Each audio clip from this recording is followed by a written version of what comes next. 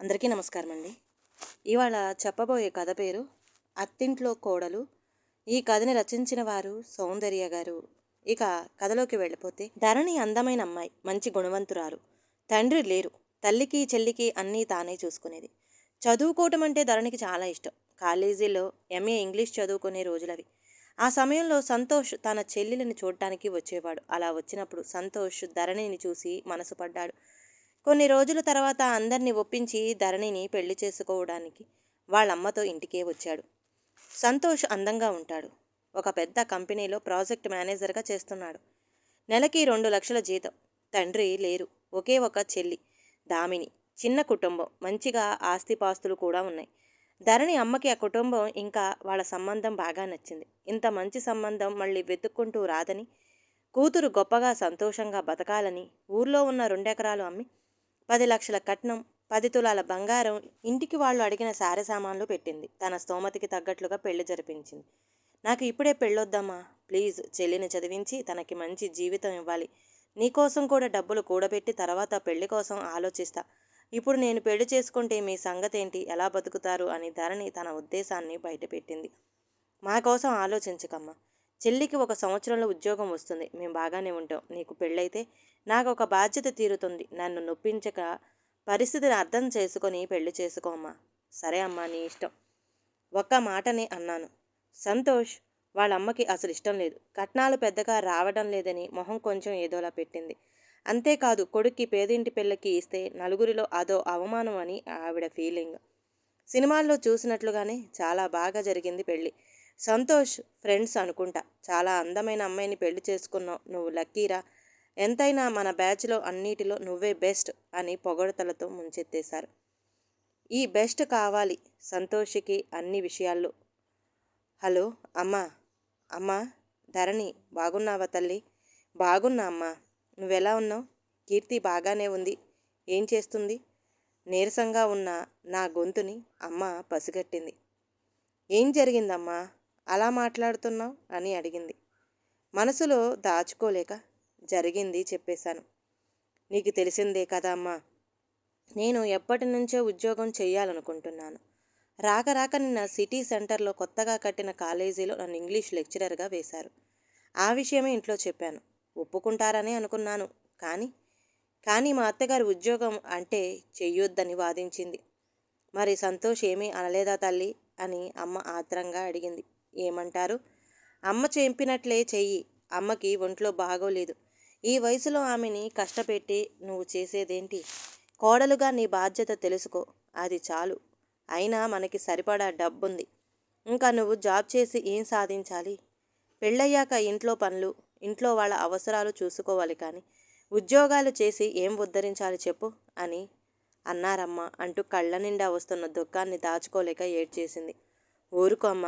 కూతురుగా ఉన్నప్పుడు ఉండే నీ కోరికలు కోడలుగా ఉండేటప్పుడు అడుగంటి పోతాయి. లేనివాళ్ళం ఉన్నవాళ్ల ఇంటికి ఇచ్చుకున్నాం. నిన్ను గొప్పింట్లో గొప్పగా బతుకుతావని ఆశపడ్డాను. కానీ నీ కోరికలు ఆశలు చంపుకొని బ్రతుకుతున్నావు. అయినా కూడా నువ్వే సర్దుకుపోమ్మా. చేసేదేం లేదు. ఉంటాను. జాగ్రత్తగా ఉండమ్మా అని అమ్మ బాధగా ఫోన్ పెట్టేసింది. 1 ఏడాది అట్టే గడిచిపోయింది. ఈలోపు ధామిని తన ప్రేమ విషయం బయటపెట్టి అందరినీ ఒప్పించి పెళ్లి చేసుకోవటం, భర్తతో సిటీలో కొత్త కాపురం పెట్టి సెటిల్ అయిపోవడం అంతా జరిగిపోయింది అలా. చూడు ధరణి, నాకు ఒంట్లో ఇట్టే ఓపిక లేదు. ఇంటిని మొత్తం నువ్వే చూసుకోవాలి. ఇంటి బాధ్యత నీదే. అన్ని పనులు నీవే అంటూ పనులు చిట్టా చెప్పింది. రోజు ఉదయాన్నే 4 గంటలకు లేచి ఆయనకి లంచ్ రెడీ చేయటం, టిఫిను, టీ, తర్వాత స్నానం. 6 గంటలకి అత్తగారు లేచి ఎదురింటి సీతమ్మతో ఊరి పొలిమేర వరకు నడిచి వస్తుంది. ఆ తర్వాత టీ, టిఫిను, ఆయన్ని ఆఫీసుకు పంపించడం, అంట్లు తోమటం, బట్టలు ఉతకటం, ఇల్లు శుభ్రం చేయటం, ఇది నా పని. నిద్రపోవడానికి కూడా తీరిక దొరికేది కాదు. కాపు ఇంటి పని, వంట పని పేరిట పనితో విసిగిచ్చేది. సంతోష్, మనం ఒక పని మనిషిని పెట్టుకుందాం. నేను పని మొత్తం చేయలేకపోతున్నాను. కనీసం కొంచెం సాయంగా ఉంటుంది. మా మాటలు విన్న అత్తగారు, ఉంటుందమ్మా, సాయంగా ఉంటుంది. ఉండకేం? పుట్టింట్లో తమరు మహారాణి కదా. ఇక్కడ పాపం పనులు చేయలేకపోతున్నాం. ఇప్పుడు నువ్వేం బయటికి వెళ్ళి చేస్తున్నావని కొత్తగా పని మనిషి పెట్టడానికి నేను మౌనంగా ఊరుకున్నాను. ధారణి, అమ్మ చెప్పింది నిజమేగా. ఎలాగూ జాబ్ చెయ్యలేదు కనుక హ్యాపీగా ఇంట్లో ఉండి ఎంజాయ్ చేయి. పనులు చేసుకో. అప్పుడే శారీరకంగా కూడా ఫిట్నెస్ మెయింటైన్ చేయొచ్చు. లేదంటే నువ్వు లావైపోతావు. బెస్ట్ బ్యూటిఫుల్ వైఫ్ అనే ట్యాగ్ నీకు పోతుంది మేడం అంటూ పరిహాసం చేసి ఆ విషయాన్ని అక్కడితో ముగించేశారు తల్లి కొడుకులు. నీకేమంత అవసరం చేయనని చెప్పేవే ఫోన్లో మాట్లాడటం వినిపించింది. వంటింట్లో పని చేసుకుంటున్న నాకు ఆ మాటలు కొంచెం చెవిలో పడ్డాయి. ఫోన్లో దామిని అనుకుంటా. అయినా 60 ఏళ్ళు వస్తే తిండి మానేస్తుంది, నిద్ర మానేస్తుందా పనులు చేయడానికి? ఏంటట? కోడలికి సాయం చేసి గౌరవం దక్కించుకోవద్దు? 50 సంవత్సరాల అత్తగారి నోటి నుంచి ఈ మాటలు విని షాక్ అవ్వడం నా వంతు. సాయంత్రం 7 గంటలకి ఆయన వచ్చారు. ఒరే సంతోష్, మీ చెల్లి అక్కడ సంతోషంగా లేదురా. అన్ని పనులు తానే చెయ్యాలి. వాళ్ళ అత్తగారికి కీళ్ల నొప్పులట. అయితే మాత్రం కోడలికి అన్ని పనులు చెప్పి ఆవిడేం చేస్తుందట? మధ్యతరగతిలో ఇవే ఇబ్బందులు. వద్దంటే ఆ పిల్ల విన్నదా? ప్రేమ దోమ అని ఆ నగేష్ని పెళ్లి చేసుకుంది. అది పెద్దింట్లో పెరిగిన పిల్ల. దానిని మనం ఎంత అపురూపంగా చూసుకున్నాం. ఇలా చేసి దాని బతుకు అదే పాడు చేసుకుంది. దామిని చెప్తుంటే నాకు బాధేసిందిరా. పోనీ పని మనిషిని పెట్టుకోమ్మా అంటే వేరే వాళ్ళు చేతులు పడితే నేను ఉండలేను, తినలేను అని వాళ్ళ అత్త అంటుందట. ఒరే, నీకు తెలిసిన వాళ్ళ దగ్గర దానికి ఉద్యోగం వేయించు. కనీసం అలా అయినా అది సంతోషంగా ఉంటుంది. దాని సంపాదన దానికి ఉంటే కానీ వాళ్ళ అత్తకి తిక్క కుదరదు. అయినా అల్లుడు తన భార్యకు సపోర్టు చేయకుండా వాళ్ళ అమ్మ మాట విని ఇంత బాధ పెడతాడా నా కూతురిని అంటూ ఏడుపు అందుకుంది. ఊరుకో అమ్మా, నగేష్తో నేను మాట్లాడతాలే. వీలుంటే వేరుగా ఉండమని చెప్తా.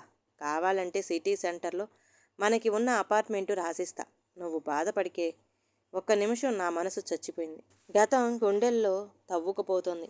ఓసారి పెళ్ళైన కొత్తలో నా చెల్లి కీర్తికి సంతోష్ పనిచేసే కంపెనీలో జూనియర్ అసిస్టెంట్గా ఉద్యోగం వచ్చింది. అప్పట్లో సిటీలో ఇల్లు దొరక్క మా ఇంట్లో ఒక వారం రోజులు ఉంది. ఆ సమయంలో మా అత్తగారు ఎన్నో రకాలుగా నన్ను తిట్టారు. ఈరోజు చెల్లి, రేపు తల్లి. నీ పనే బాగుందిలేమ్మా. పుట్టింటికి పూటకి లేకపోయినా అత్తింట్లో అన్ని సౌకర్యాలు, పైగా పెత్తందారి. అందుకే ఏం చేసినా చెల్లుతుంది. అయినా పెళ్లి కావలసిన పిల్ల ఇలా మన ఇంట్లో ఉంటే చూసేవారికి విడ్డూరం కాదు. కీర్తి విన్నదేమో ఆ రోజే వెళ్ళిపోయింది. సారీ అక్క, మా ఫ్రెండ్ రమ్మంది. తన దగ్గరే ఉండమని బలవంతం చేస్తుంది. ఏమనుకోకు. ఒకసారి నాకు జ్వరం వస్తే తగ్గిపోతుందిలే. ఇలాంటివి వచ్చేవే. వాటి కోసం ఇంట్లో పనులు మానుకుంటామా? టాబ్లెట్ వేసుకొని వంట చేయి. మీ ఆయన్ని నువ్వే చూసుకోవాలిగా. నాకా ఒంట్లో ఓపిక లేదు అని నిర్లక్ష్యంగా ప్రవర్తించేది. అదే దామినికి జ్వరం వస్తే మన ఇంట్లో వచ్చి వారం ఉండవే. ఆవిడి గారు ఖాళీగా ఉండి ఏం చేయాలి? ఆ మాత్రం కొడుకుని చూసుకోలేదా? నువ్వేమన్నా పని మనిషివా ఇంట్లో? ముందు నగేష్కి నీ విలువ తెలియడం లేదే. నీ డబ్బు, నీ సంపాదన ఉంది కాబట్టే వాళ్ళకి ఆ మాత్రమైన సమాజంలో గౌరవం ఉంది. డబ్బు లేకపోతే ఈ రోజుల్లో పట్టించుకునే వాళ్ళెవరు? నిజమే, నేను కూడా పెద్దింటి పిల్లనైతే మా అత్తగారు ఇంకోలా ఉండేవారేమో. ఈ విషయాలన్నీ ఆయనతో చెప్పాలని అనుకుంటే ఆయన తిరిగి నాకే క్లాస్ ఇచ్చేవారు.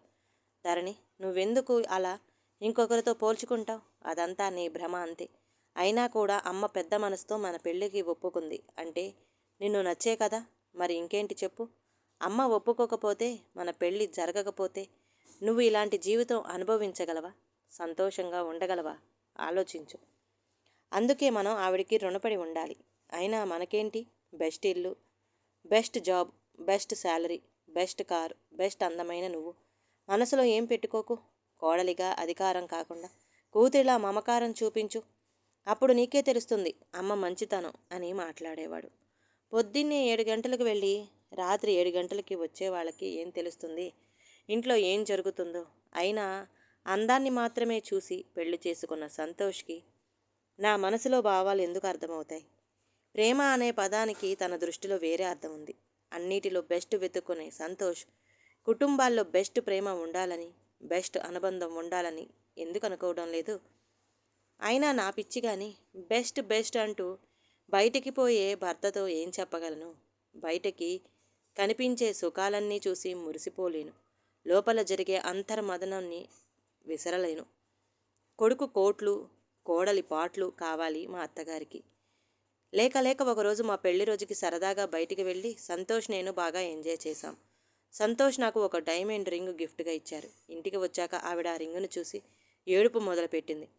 మీ ఆవిడికి అన్నీ కొంటావురా. ఆ మహారాణి వైభోగమే కనిపిస్తుంది మాకు. అసలు నీకు చెల్లి, తల్లి ఉన్నారని గుర్తుందా? అయినా నీ పని బాగుందిలేమ్మా. కాస్ట్లీ చీరలు, డైమండ్ రింగులు, బయట తిరుగుళ్ళు. పుట్టింటికి లేకపోయినా అత్తింట్లో అన్ని ఆశలు తీరిపోవాలి నీకు. అయినా ఎంత పోనీ భర్త ఇస్తే మాత్రం ఆలోచించాలేవా?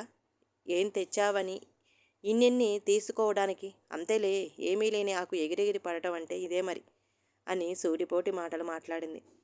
పుట్టింటికి లేకపోయినా అని అనటం ఇది ఎన్నోసారో. చాలా బాధగా అనిపిస్తుంది. అసలు పిల్లనిచ్చి కట్నమిచ్చి ఒక ఇంటికి ఇల్లాలని ఇచ్చి పుట్టింటి వాళ్ళంటే అత్తింట్లో వాళ్ళకెందుకు అంత చులకన భావం? సంతోష్ మౌనం నాకు ఇబ్బందిగా అనిపించింది.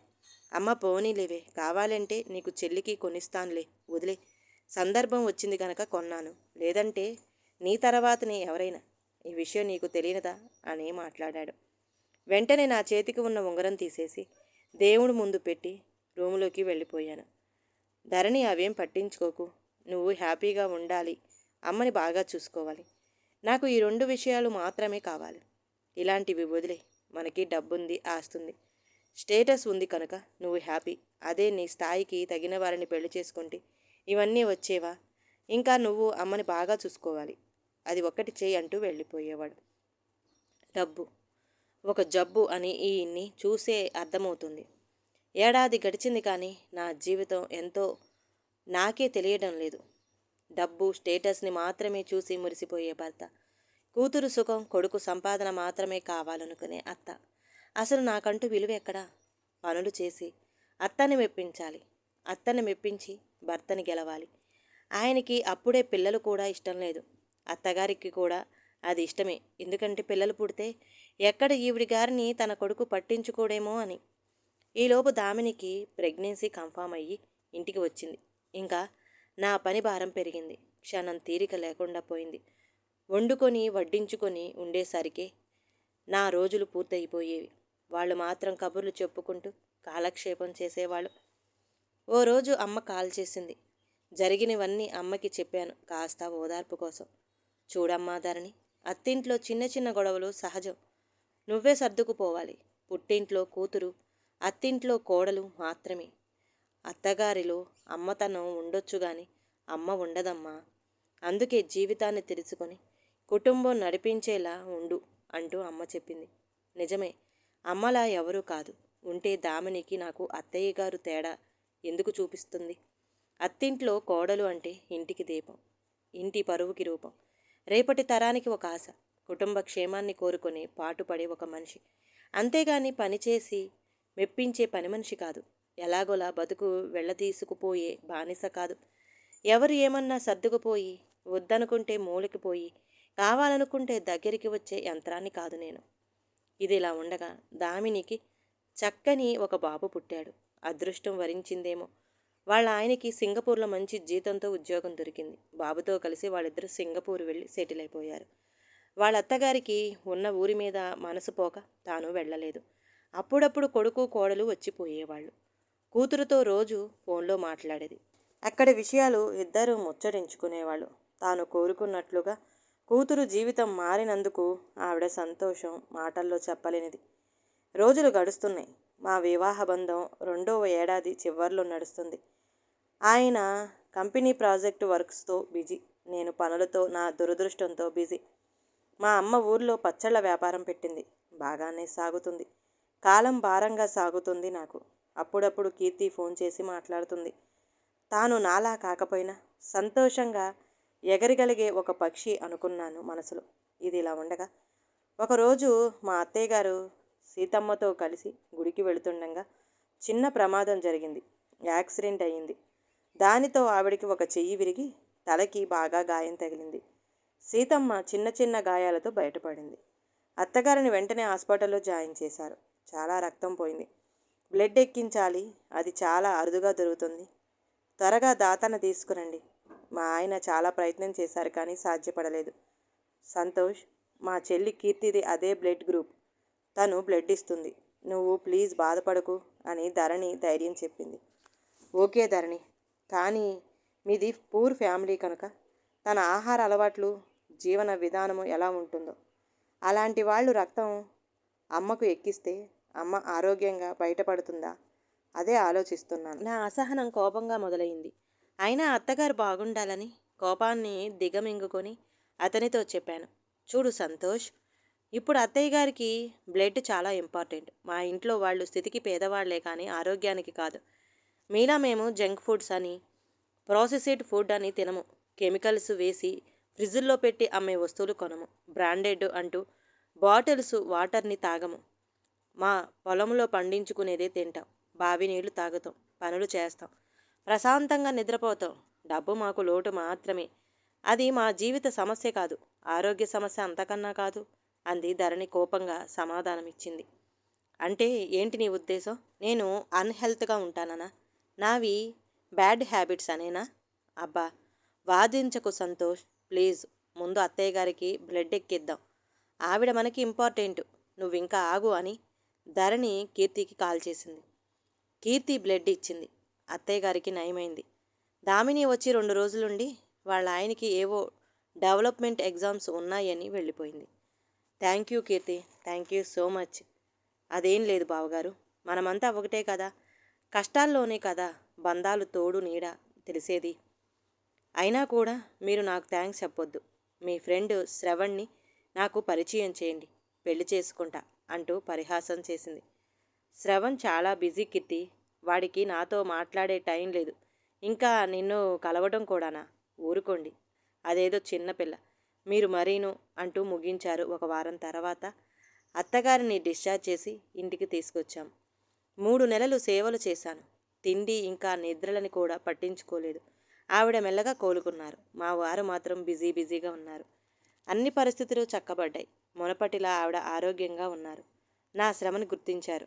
కీర్తికి ఫోన్ చేసి కృతజ్ఞతతో మాట్లాడింది. ఆవిడలో చిన్నగా మార్పు మొదలైంది. ఇంటి పనుల్లో నాకు సాయం చేస్తుంది. రోజు నాతో కలిసి కబుర్లు చెప్తుంది. అప్పుడప్పుడు సంతోష్కి నాతో గడపమని చెప్తుంది. సుస్థి చేస్తే సహృదయంతో చేరదీస్తుంది. దామినితో నా గురించి మంచిగా మాట్లాడుతుంది. దామిని కూడా నాతో ప్రేమగా ఆప్యాయంగా మాట్లాడుతుంది. మధ్యలో ఒక్కసారి అమ్మ పచ్చళ్ళు పట్టుకొని వచ్చింది. అత్తగారి యోగక్షేమాలు కనుక్కుంది. వీలున్నప్పుడు ఇక్కడికి వస్తూ ఉండు అనసూయ అంటూ అమ్మతో ఆవిడ ప్రేమగా మాట్లాడటం చూసి నా మనసు సంతోషించింది. ధరణి, అత్తకి కూతురివి అయ్యావమ్మా. నీ మంచితనంతో సంతోషంగా ఉండు తల్లి. వెళుతూ అమ్మ చెప్పింది. సంతోష్, మీ ఇద్దరు ఆరోగ్యంగా ఉన్నారు. మనకి డబ్బుంది. ఆస్తిపాస్తులు కూడా ఉన్నాయి. ఇంకా పిల్లల కోసం ఆలోచించండి. పిల్లలు ఉంటే ఇల్లు సందడిగా ఉంటుందిరా. మీ జీవితాలు బాగుంటాయి. అమ్మా, నాకు ఇప్పుడిప్పుడే ప్రమోషన్ ఆఫర్ వచ్చింది. ఈ టైంలో ఇలాంటివి పెట్టుకుంటే జీవితంలో ముందు ఎలా వెళ్తాం? పిల్లలు పుడితే వాళ్లకు చాలా టైం కేటాయించాలి. అంత టైం నా దగ్గర లేదు. అప్పుడే పిల్లలేంటి అని నా ఫ్రెండ్స్ నన్ను హేళన చేస్తారు. వదిలే. అది కాదురా సంతోష్. చెప్పేది వినురా. వద్దమ్మా. ఏం చెప్పకు నువ్వు? చెంప చెల్లుమన్న శబ్దం. వంటింట్లో ఉన్న నేను హాల్లోకి వచ్చి చూసి షాక్ అయ్యాను. కొడుకును మాటలతో కాకుండా చేతలతో మందలించింది ఆమె. ఈ వయసులో నిన్ను కొట్టినందుకు నా మీద, కొట్టించుకున్నందుకు నీ మీద అసహ్యం వేస్తుందిరా. వయసు, అనుభవం ఉండి నేను మంచిగా ఆలోచించలేక నిన్ను సపోర్ట్ చేసి డబ్బు అనే జబ్బుకి కంకణం కట్టాను. నీకేమైందిరా? జీవితంలో డబ్బుతో పాటు ప్రేమ, బంధాలు, ఆత్మీయతలు ఉండాలని తెలియలేదా? డబ్బు మైకంలో పడి కొట్టుకుపోవద్దురా. నా మాట విను సంతోష్. ప్లీజ్ అమ్మా, క్లాస్ వద్దు. నాకేం కావాలో నాకు తెలుసు. దయచేసి ఇందులో నువ్వు కలగజేసుకోకు. నువ్వు ముందు ఆరోగ్యం చూసుకో. అత్తగారు సంతోష్ మాటలకి చాలా బాధపడ్డారు. నన్ను క్షమించమ్మా ధరణి. నా వల్లే వాడు ఇలా తయారయ్యాడు. నేను సరిగ్గా ఉండి వాడికి విలువలు నేర్పలేదు. డబ్బు సంపాదిస్తుంటే మురిసిపోయాను కానీ జీవితం కోల్పోతున్నాడనే విషయం గమనించలేకపోయాను. నీ బతుకుని ఇబ్బందుల్లో పడేశాను. కష్టం వస్తే మనిషి తోడు కావాలి. ప్రేమ, సావాసం కావాలని నిన్ను చూశాక తెలిసిందమ్మా. దామిని కూడా నీలా చూసుకోలేకపోయింది. సంతోష్ని నేను మారుస్తాను. మీ ఇద్దరి మధ్యన ప్రేమని పెంచే బాధ్యత నాది. నీ సంతోష్ నా భారం అనుకో తల్లి అని సర్ది చెప్పారు. ధరణికి కన్నీళ్లు ఆగలేదు. మొదటిసారి అత్తగారిలో అమ్మతనమే కాకుండా అమ్మ కనిపించింది. అత్తయ్య గారు, ఊరుకో అమ్మ, ఏడవకు. అత్తింట్లో కోడలివి అయినా ఈ అత్తకు కూతురివి నువ్వు అంటూ ప్రేమగా తల నిమిరింది. ఇక నుంచి పుట్టింట్లో కూతురిలా సంతోషంగా నీకు నచ్చినట్లుగా ఉంటూ అత్తింట్లో కోడలులా భారీగా నీ బాధ్యతని నెరవేర్చు తల్లి అన్నట్లు సాయంత్రం సుబ్బమ్మ వస్తుంది. తనకి ఒక 1000 రూపాయలు ఇవ్వు అంటూ బీరువా తాళాలు ధరణి చేతిలో పెట్టింది. ఎవరత్తయ్య గారు? సుబ్బమ్మ అంటే సీతమ్మ గారింట్లో పనులు చేస్తుందే ఆవిడే కదా? అవును ధరణి. కొత్తగా మన ఇంట్లో చేరింది. ఇంటి పని, పెరటి పని చేస్తుంది. అన్నీ చేస్తుంది. మధ్యాహ్నం భోజనం, సాయంత్రం ఒక టీ ఇస్తే చాలు. ఎందుకు అత్తయ్య గారు? నేను ఉన్నా కదా. ఎప్పటిలాగే అన్నీ చూసుకుంటా కదా. అనవసరంగా ఇప్పుడు పనివాళ్ళు ఎందుకు మనకి? అవునా? అలా అయితే మరి ఆ కొత్తగా కట్టిన కాలేజీలో ఇంగ్లీష్ లెక్చరర్ జాబ్ ఎవరు చేస్తారు? అంటే మీరు ఒప్పుకున్నారా? మరి సంతోష్? అవును ధరణి. ఆ కాలేజీ వాళ్ళతో నేను మాట్లాడాను. మన నగేష్ వాళ్ళ ఫ్రెండ్దే అట. ఆ పోస్ట్ ఇంకా భర్తీ చేయలేదట. జీతం 40,000 ఇస్తామన్నారు. సంతోష్ సంగతి నేను చూసుకుంటాలే. నీలాంటి విలువలు బంధాలు తెలిసిన అమ్మాయి నలుగురికి ఉపయోగపడేలా ఉండాలి. ఇలా వంటింట్లో కుందేలులా వద్దు. ఈ రోజుల్లో చదువుకొని జాబ్ చెయ్యాలనుకునే మనస్తత్వం అమ్మాయిలది. స్వతంత్రంగా బ్రతుకుతూ తమకంటూ ఒక గుర్తింపు తెచ్చుకోవాలనుకుంటారు. అది నాకు ఇప్పుడు తెలిసింది. ఇంతకు ముందు నిన్ను అపార్థం చేసుకుని తప్పు చేశాను. నిజానికి నీలా ఆదరించే కోడలు ఉంటే కూతురు లేకపోయినా చింత ఉండదమ్మా. ఇంకో విషయం. ఆ, చెప్పండి. ఇంటి పనులతో నువ్వు బిజీగా ఉంటే సంతోష్ ఎప్పుడు మారతాడు? ఎప్పుడు పిల్లల్ని కనిపెడతాడు? బయటికి వెళ్ళి వస్తుంటే 4 రకాల తెలివితేటలు, నలుగురి మనస్తత్వాలు తెలుస్తాయి. అప్పుడే నువ్వు వాడిని మార్చుకోగలవు. నిజమే కదా అంటూ సుతారంగా మందలించింది. మాకు ప్రేమగా మాత్రం నువ్వే వండి పెట్టాలి. నీ చేతి వంటతో వాడి మనసుని మార్చేయాలి సుమా. సరే అత్తయ్య గారు. Thank you. నగేష్ అన్నయ్యతో మాట్లాడాలి. దామినిని అడిగి ఇవ్వండి అత్తయ్య గారు. సరేనమ్మా. సాయంత్రం ఫోన్ చేసిస్తాలే. పెద్దమ్మగారు, పనికి ఎప్పటి నుంచి రావాలి అంటూ సుబ్బమ్మ ఇంట్లో అడుగుపెట్టింది. ఈ రోజు నుంచే మొదలు పెట్టవే అన్నారు అత్తయ్యగారు. బాగా పని చేయాలి. కోడల్ని అడుగు, సూచనలు ఇస్తుంది. సరేనా? అలాగే పెద్దమ్మగారు. ఆ ప్రాజెక్టు ఓకే చేస్తే మనకి 10 లక్షల రివార్డు వస్తుంది. సో ప్లీజ్ లేట్ చేయకుండా డీల్ మాట్లాడండి. కీర్తిని మన టీంలో పెట్టండి. ఒకవేళ కష్టం అనుకుంటే శాలరీ ఇంక్రిమెంట్ చేద్దాం. లేదంటే శ్రవణ్కి చెప్పండి. శ్రవణ్ పేరు చెప్తే వెంటనే మన టీంలో జాయిన్ అవుతుంది కీర్తి. Is very talented. తను మేనేజ్ చేయగలదు అంటూ ఫోన్లో మాట్లాడుతున్న సంతోష్ని చూసి అత్తయ్య గారు నవ్వుకున్నారు. కీర్తిని కూడా మార్చేసేలా ఉన్నాడమ్మా వీడు. అవునత్తయ్య గారు. పాపం కీర్తి. అన్నట్లు శ్రవణ్ చాలా మంచివాడు. తల్లి తండ్రి అమెరికాలో స్థిరపడ్డాడు. వీడికి ఈ దేశం మీద పిచ్చితో ఇక్కడికి వచ్చి ఒక మంచి ఇల్లు కొనుక్కొని స్థిరపడ్డాడు. ఒక్కడే అబ్బాయి, మంచోడు. మన కీర్తికి మాట్లాడదామా? కీర్తికి శ్రవణ్కి ఇష్టమైతే ముడివేస్తే సరి. నేను కీర్తితో మాట్లాడతాను అత్తయ్య గారు. నేను శ్రవణ్తో మాట్లాడుతానులేమ్మా. సంతోష్లా ఉండకరా అని పెళ్లికి ముందు చెప్తాను అనేసరికి బాగా నవ్వొచ్చింది. అలా నవ్వుకున్న మమ్మల్ని ఇద్దరిని చూసి పాపం ఏమీ తెలియని సుబ్బమ్మ కూడా నవ్వుకుంది. ఈ కథ కనుక నచ్చితే ప్లీజ్ అండి లైక్ చేయండి. అలాగే ఛానల్ని సబ్స్క్రైబ్ చేసుకోవటం మాత్రం మర్చిపోమాకండి. మీ విలువైన అభిప్రాయాన్ని కామెంట్ బాక్స్లో కామెంట్ చేయండి. అందరికీ ధన్యవాదాలండి.